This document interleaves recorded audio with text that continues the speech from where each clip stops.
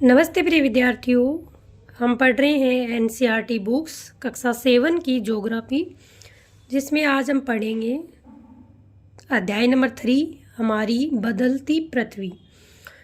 Chapter का नाम है हमारी बदलती पृथ्वी। रोजाना की तरह हम इसके जो पीछे प्रश्न दे रखे हैं पहले हम उनको पढ़ेंगे, ताकि प्रश्न पढ़ने के बाद आप चैप्टर को अच्छी तरीके से समझ पाओगे। पहले हम पीछे जो प्रश्न दे रखे हैं उनको देखते हैं।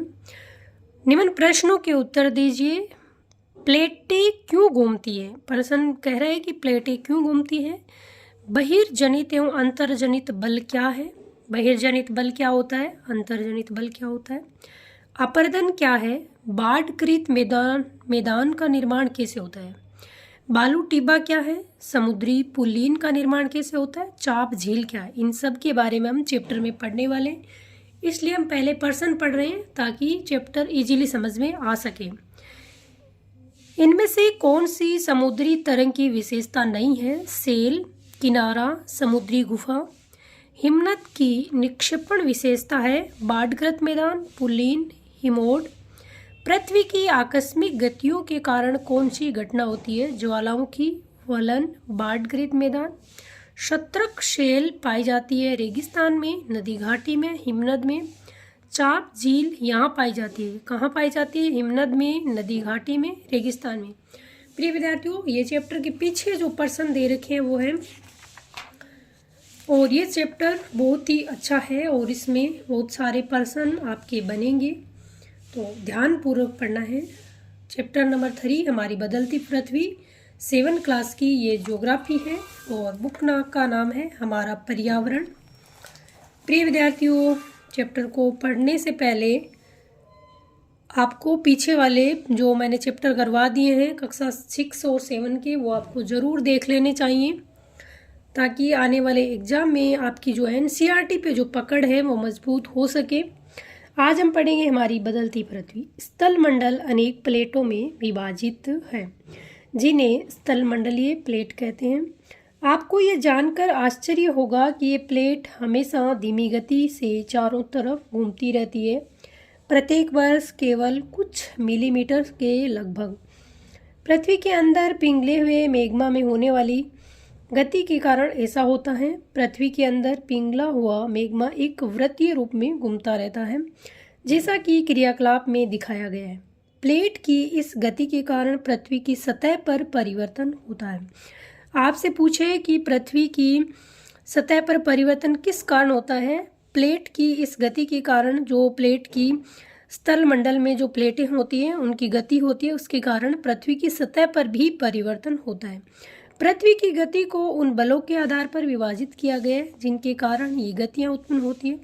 जो बल पृथ्वी के आंतरिक भाग में घटित होता है उन्हें अंतर्जनित बल, एंडोजेनिक फोर्स। ये पूछा जाता है कि अंतर्जनित बल का दूसरा नाम क्या है, तो एंडोजेनिक फोर्स है। जो बल पृथ्वी की सतह पर उत्पन्न होता है उसे बहिर्जनित बल, एक्सोजेनिक फोर्स कहते हैं।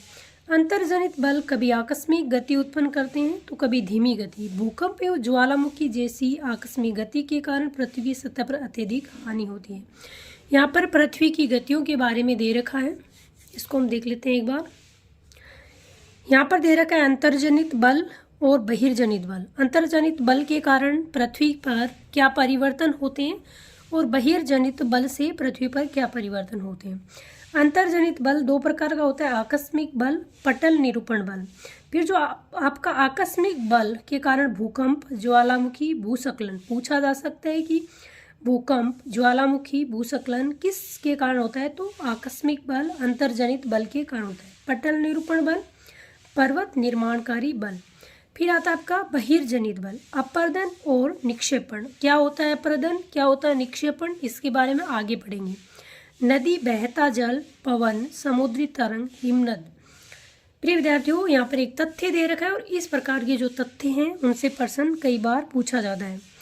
स्थलमंडलीय प्लेट, भूपर्पट्टी में अनेक बड़ी एवं कुछ छोटी कठोर असमान आकार की प्लेटें होती हैं जिन पर महाद्वीप एवं महासागर की सतह टिकी होती है, उन्हें स्थलमंडलीय प्लेट कहते हैं। प्रिय विद्यार्थियों, फिर यहाँ पर एक जो तथ्य दे रखा है उसको हम एक बार देख लेते हैं। शब्दों की उत्पत्ति। एंडोजेनिक और एक्सोजेनिक शब्द किन से मिलकर बने हैं और उनका मतलब क्या होता है? एंडो का मतलब होता है अंतः और एक्सो का मतलब होता है बाह्य और जेनिक का मतलब होता है उत्पत्ति। तो एंडोजेनिक का मतलब होता है जो आंतरिक बल होता है उनको अंतर्जनित बल कहते हैं। एक्सोजेनिक का मतलब होता है जो बाह्य बल होता है, बहिर्जनित बल होता है। ज्वालामुखी क्या होता है और ज्वालामुखी का निर्माण किस प्रकार होता है? ज्वालामुखी भूपर्पट्टी पर खुला एक के साथ छिद्र होता है जिससे पिघले हुए पदार्थ अचानक निकलते हैं। यहाँ पर एक चित्र दे रखा है कि ज्वालामुखी का निर्माण किस प्रकार होता है। ये आपका मैग्मा कोस्ट होता है, मैग्मा कोस्ट होता है। ये आपकी मेटल और प्रॉपर्टी। पृथ्वी की 3 प्रकार की परत होती है जो कि हम पीछे पढ़ चुके हैं। पहली जो परत ऊपरी परत होती है प्रॉपर्टी, फिर मेटल, और तीसरी जो आपकी परत होती है उसे कहते हैं क्रोड। इनका यही क्रम होता है, ये पूछी जाती है। फिर ये एक नली के द्वारा जो मैग्मा होता है वो बाहर निकलता है। इस प्रकार बाहर निकलता है मैग्मा, निकास वेट के द्वारा बाहर निकलता है और ये कुछ इस प्रकार निकल के लावा के रूप में, राख के रूप में एक ज्वालामुखी का निर्माण करता है।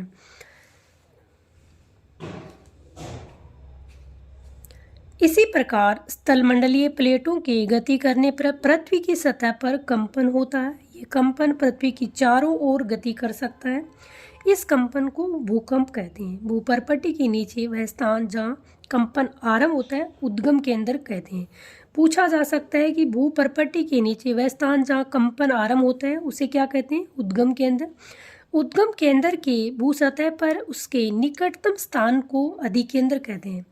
आपसे पूछे कि अधिकेंद्र किसे कहते हैं? उद्गम केंद्र के भूसतह पर उसके निकटतम स्थान को अधिकेंद्र कहते हैं। अधिकेंद्र से कंपन भार की ओर तरंगों के रूप में गमन करती है। अधिकेंद्र के निकटतम भाग में सर्वाधिक हानि होती है क्योंकि वहाँ पर जो भूकंप का जो होता है कंपन सर्वाधिक होता है। यूँ अधिकेंद्र से दूरी बढ़ने के साथ भूकंप की तीव्रता धीरे धीरे कम होती है। जिस प्रकार जो भूकंप की तीव्रता अधिकेंद्र से दूर की ओर जाती है तो वहाँ पर हानि की जो होती है कम होती है। यहाँ पर एक चित्र आपका दे रखा है, ये क्या है? उद्गम केंद्र। ये उद्गम केंद्र है आपका, वह स्थान जहाँ भूकंप उत्पन्न होता है। भूकंपी ऊर्जा का उद्गम केंद्र कहलाता है। उद्गम केंद्र के नज़दीक ही क्या होता है? अधिकेंद्र होता है। ये आपकी प्लेट सीमा होती है और ये भूकंपी तरंगे सभी दिशाओं में बाहर की ओर क्या करती है? इस प्रकार गति करती है। यहाँ पर प्रिय विद्यार्थियों एक तथ्य दे रखा है, इसको देख लेते हैं क्योंकि ज्योग्राफी में जो इस प्रकार के तथ्य दे रखे हैं इंडेक्स बना के आपके एनसीईआरटी में उनके बारे में प्रश्न अक्सर पूछा जाता है। भूकंपीय तरंगें 3 प्रकार की होती है। आपसे पूछे कि भूकंपीय तरंगें कितने प्रकार की होती है तो आप बताओगे 3 प्रकार की होती है। पी तरंगे अथवा अनुदैर्ध्य तरंगे। पूछे कि पी तरंगों को क्या कहते हैं? अनुदैर्ध्य तरंगे। एस तरंगे, अनुप्रस्थ तरंगे, एल तरंगे, पृष्ठीय तरंगे। इनको पूछा जा सकता है कि पी तरंगों को किस नाम से जाना जाता है, एस को और एल को किस नाम से जाना जाता है।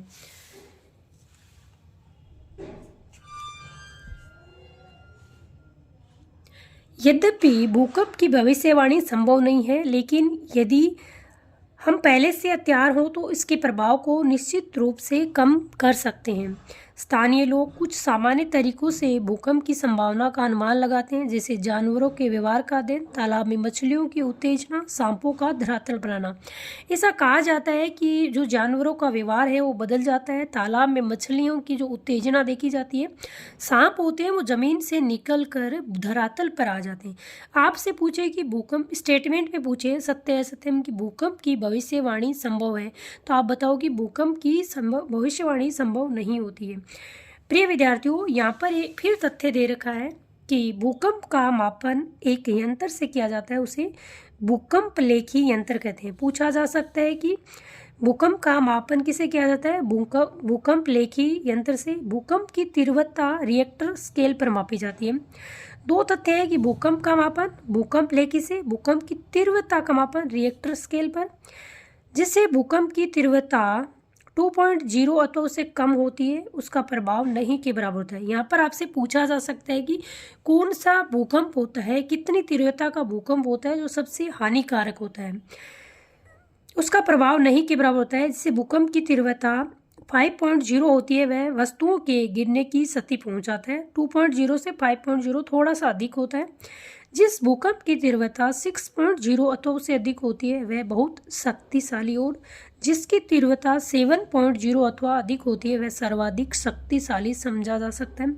आपसे पूछे कि यहाँ पर कौन सा भूकंप है जो जिसकी तीव्रता कितनी है, जो कम होता है, कम हानिकारक होता है, और किसकी तीव्रता अधिक होती है। तो 2.0 होता है वो सामान्य होता है, ना के बराबर, और सबसे ऊपर जो होता है आपका 7.0 7% से अधिक जो तीव्रता वाला होता है वो हानिकारक होता है। एक हम यहाँ पर देख लेते हैं, आप सभी को विदित होगा कि भुज में जो गुजरात में भूकंप के झटके आए थे 26 जनवरी 2001 को भुज शहर में रिएक्टर स्केल 6.9 की तीव्रता वाला भीषण भूकंप आया था। जो भुज गुजरात में भूकंप आया था 26 जनवरी 2001 को, उसकी तीव्रता जो रिएक्टर स्केल पर तीव्रता नापी गई वो 6.9 था। तो ये सबसे हानिकारक भूकंप था, इसमें बहुत जान माल की हानि हुई थी। प्रिय विद्यार्थियों, आगे हम पढ़ेंगे मुख्य स्थलाकृतियाँ। तो इसको हम यहाँ से पढ़ेंगे कल, क्योंकि चैप्टर अधिक लंबा हो जाएगा और हम अभी काफ़ी चैप्टर पढ़ा है, इसको हम कल अच्छे से समझते हुए पढ़ेंगे। प्रिय विद्यार्थियों, पढ़ते रहिए, स्वस्थ रहिए, मस्त रहिए और अपनी पढ़ाई में निरंतरता बनाए रखिए। धीरे धीरे की हुई पढ़ाई, एक आप एग्ज़ाम जब आपके पास में हो तो पढ़ाई करते हैं तो आपके प्रेशर क्रिएट होता है, और एक बिना एग्ज़ाम के समय वाला जो ये वक्त होता है बहुत ही शानदार होता है तैयारी के लिए, और धीरे धीरे तैयारी की हुई एक दिन अपनी मंजिल तक ज़रूर पहुंचाती है। अपना और अपने परिवार का ख्याल रखिए। जय हिंद, जय भारत।